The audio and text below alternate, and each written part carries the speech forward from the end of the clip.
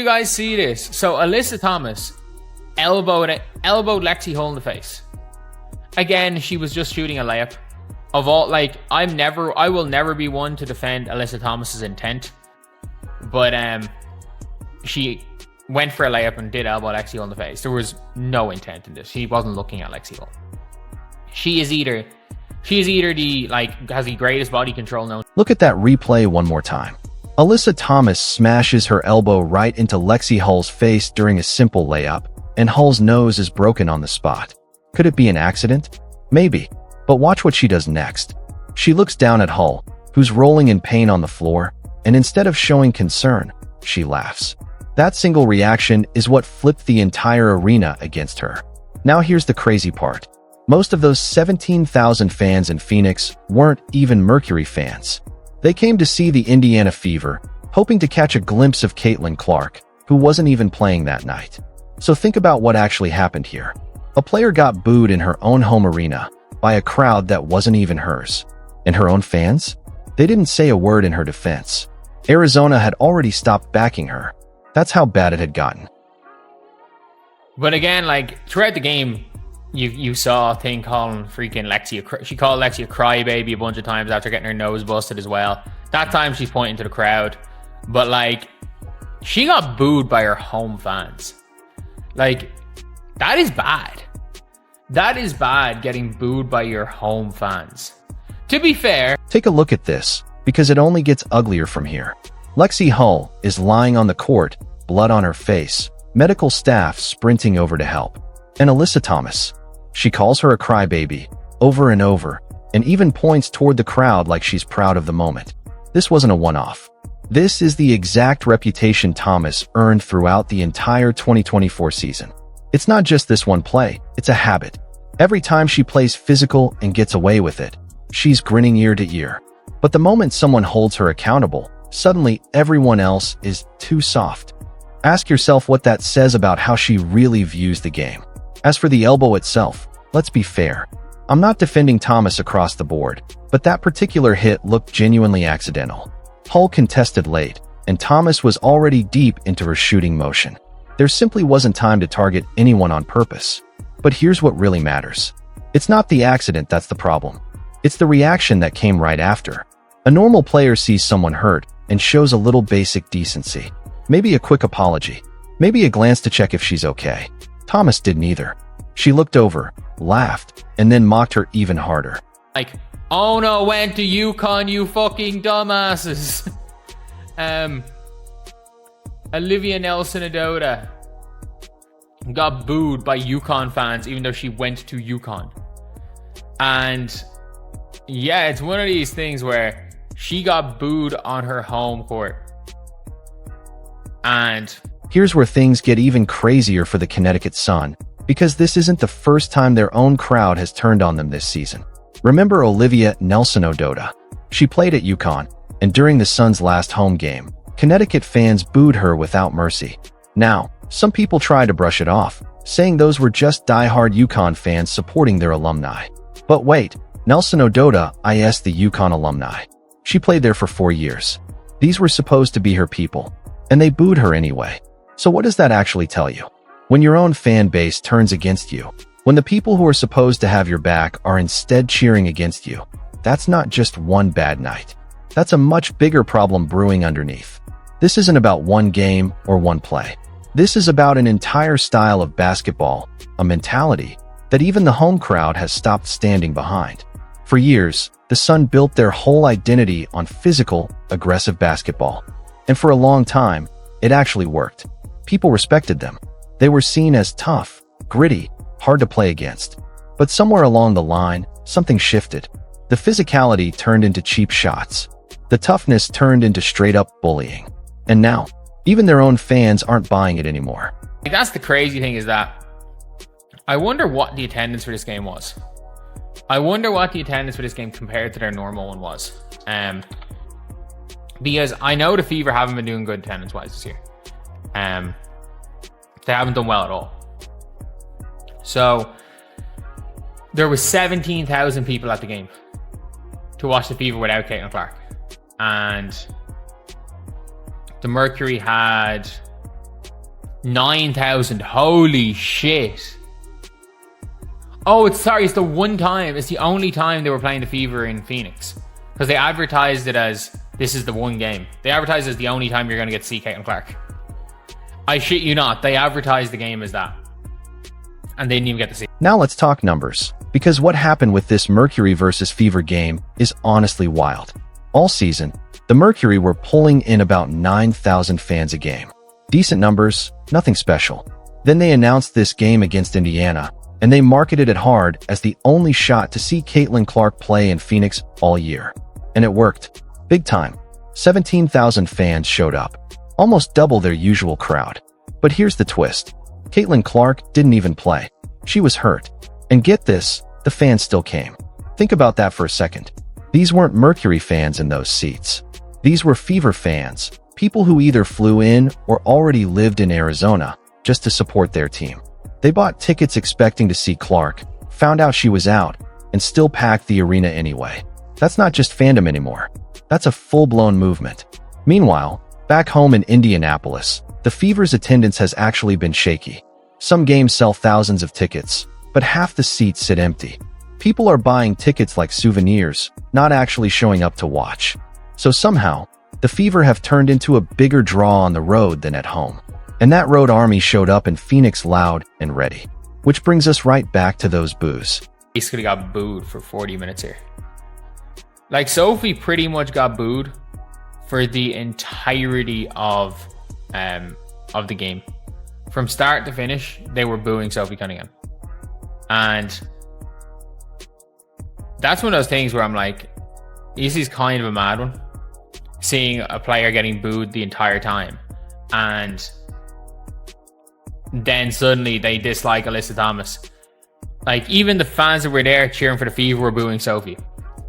But they were all booing Alyssa Thomas.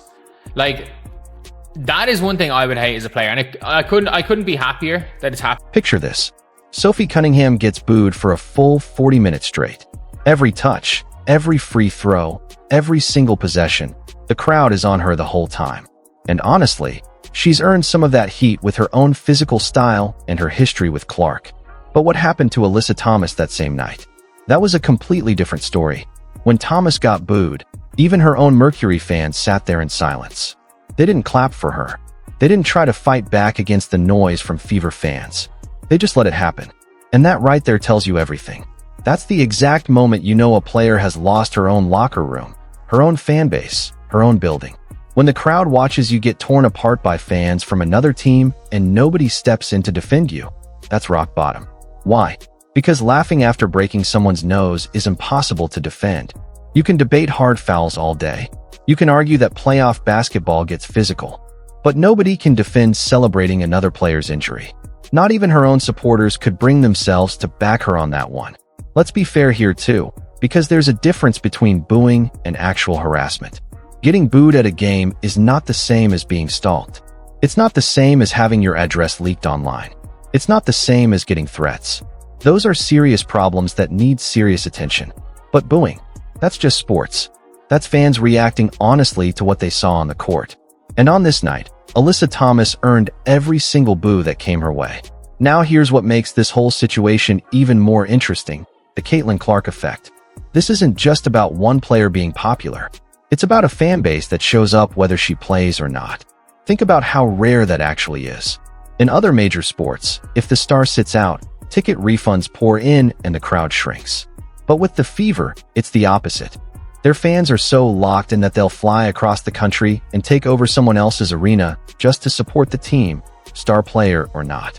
That should terrify every other franchise in the league, because it means the Fever aren't just beating you on the scoreboard. They're stealing your home crowd right out from under you, which is exactly why that laugh mattered so much. Thomas didn't just hurt Hull. She handed 17,000 Fever fans the villain they were already looking for. She confirmed every bad thing they'd ever heard about her physical style. On the one night, the entire spotlight was pointed straight at this game. A matchup that was supposed to be a Caitlin Clark showcase instead turned into a public takedown of Alyssa Thomas's reputation. Let's slow down and actually look at the play itself, because intent matters here. Watch it frame by frame. Thomas is mid-air, going up for a layup, eyes locked on the rim. Her elbow rises naturally as part of her shooting motion. Whole contest a split second too late, and her face happens to be right where that elbow ends up. Realistically, there was no time, no way, for Thomas to have aimed for her face on purpose. This was a basketball play that went wrong, plain and simple. But here's the twist. None of that intent matters once your reaction shows people who you really are. If this happened to a player with a clean record, somebody known for playing the game the right way, everyone would have given her the benefit of the doubt instantly. That's awful. Clearly an accident. You can tell how bad she feels. But Thomas doesn't get that grace, because she hasn't built that kind of reputation. She spent her career pushing right up against the line, and sometimes stepping over it. So when she looks over at an injured opponent and starts laughing, fans don't see a mistake. They see a pattern. And that pattern is really what's on trial here, not one single elbow. This is the accumulation of a career spent celebrating physical dominance over pure skill, of enjoying the fear she creates in opponents, of acting like normal rules don't apply to her because she's tough enough to get away with it. That approach works fine when you're winning and people still respect you. But the second you become the villain, every single thing you do gets reread through that lens. That laugh isn't just bad sportsmanship anymore. It becomes proof of character. And that should worry both Thomas and the Connecticut Sun going forward, because this is bigger than one incident. This is about legacy. Thomas is one of the most gifted players in league history. Multiple All-Star selections, finals appearances, seasons of carrying her team through the toughest stretches. But when people look back at her career 10 years from now, what will they actually remember? Her skill. Or moments like this, getting booed by 17,000 people in someone else's building. The saddest part is she doesn't even need any of this. Her passing alone makes her one of the most unique forwards the league has ever seen. Her basketball IQ is elite. She could dominate every single game without a single questionable foul. But somewhere along the way, she decided the physical edge was part of her identity, that being feared mattered more than being respected. And now that decision is poisoning how people see everything else she does. Compare her to someone like Breanna Stewart, who plays physical basketball but has still kept a clean, respected reputation. Or someone like Aya Wilson, who dominates in the paint without ever crossing the line. They figured out how to be tough without being dirty. Thomas had every tool needed to be in that same conversation. Instead, she's turned into the player opposing fans love hating, and one her own fans won't even defend anymore. Now zoom out, because this single night says a lot about where the WNBA is heading. This is a league experiencing massive growth, driven heavily by one player and the enormous wave of fans she's brought along. And that growth is creating situations nobody quite knows how to handle. Road games suddenly feel like home games. Players who've gotten away with rough play for years are now facing real consequences from fans who simply won't accept it anymore. The Fever supporters who packed that arena represent this new wave of WNBA fans. Many of them didn't grow up watching this league. They came specifically for Clark and stayed because they fell in love with the team. They're loud, passionate, and they have very clear expectations for how the game should be played. When they see something crossing the line, like laughing at an opponent's pain, they will let you know, and now they have the numbers to actually shift the atmosphere in arenas across the entire league. That leaves players like Thomas with a real choice. Keep leaning into the physical, intimidating style that's carried her whole career, or adjust to a league where that approach is becoming less and less acceptable, where even her home crowd will turn against her if she goes too far. That decision probably comes down to how much she values her legacy versus how much she just wants to win right now. Because the physical style still works on the court, but the price is her reputation. And once that's gone, it rarely comes back. There's also something telling about how this exposes cracks in how teams have built their fan bases. Averaging solid but unremarkable crowds isn't the same as building diehard loyalty, the kind of fan base that shows up and defends its players no matter what. Meanwhile, in a single season, the Fever have built something most franchises spend a decade chasing. Fans willing to travel, pack a stranger's arena, and completely flip the atmosphere of the game. That's not just fandom. That's a full-blown movement, and it's exposing everyone else. And here's the twist nobody saw coming. Clark didn't even play that night. She was injured. In most cases, that would empty the building. Refunds, complaints, a flat atmosphere. Instead, 17,000 people still showed up. That tells you something huge. The Fever have grown past being a one-player attraction. She's still the headline, but the team itself has become something fans care about beyond her. So really, ask yourself this. Is Alyssa Thomas going to change how she plays? Or is she going to keep doubling down while the league moves on without her? Because the WNBA is shifting, whether players like her are ready for it or not. If this kind of breakdown keeps you hooked, make sure you follow along and turn on notifications, because these storylines are only getting bigger from here, and you will not want to miss what happens next.